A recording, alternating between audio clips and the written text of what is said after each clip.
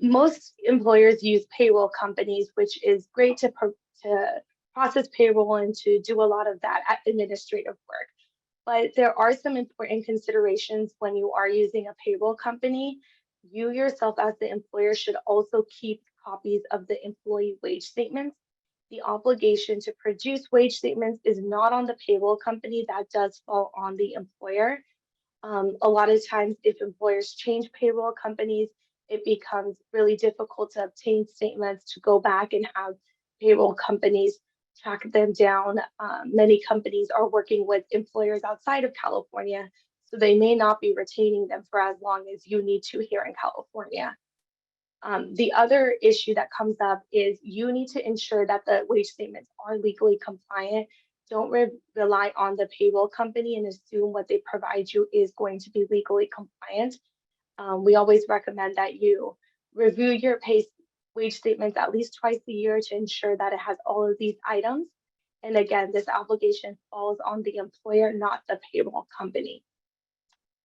And finally, we see this a lot in litigation when we are looking for wage statements and information from employees, and a lot of employers will go to their payroll company and they'll give you what's called a payroll report.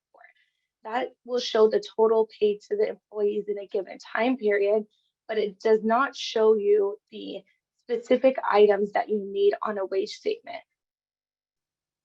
And a couple key items to keep in mind is small technical errors can still result in substantial liability.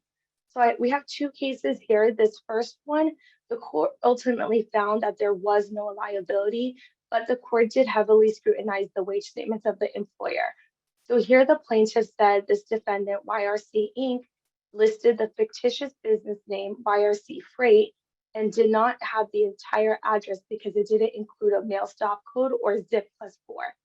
The Court of Appeals found that YRC Inc. and YRC Freight are the same legal entity, and that it did provide the full address and was not required to list that mail stop or the zip 4 number. But it does go to show you that this does come up and that these wage statements do become heavily scrutinized by the courts.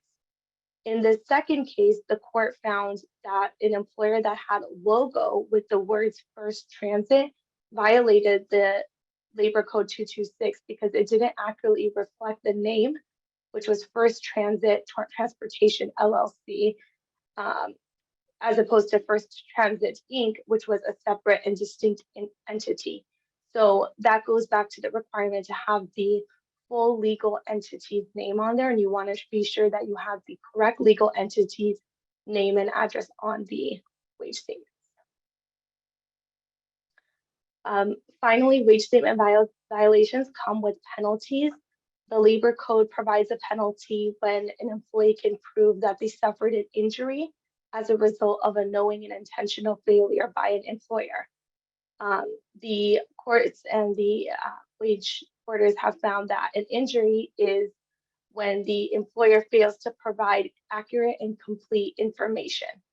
So a violation can also occur if an employee can look at the wage statement and they can't figure out the amount of gross or net wages earned, the deductions that they made, the name and the address. So if an employee can't look at the wage statement and figure out what these items are, there could potentially be an injury, and that could come with this high penalty of, it's a $50 penalty for the first pay period and $100 for each subsequent violation, capped at $4,000.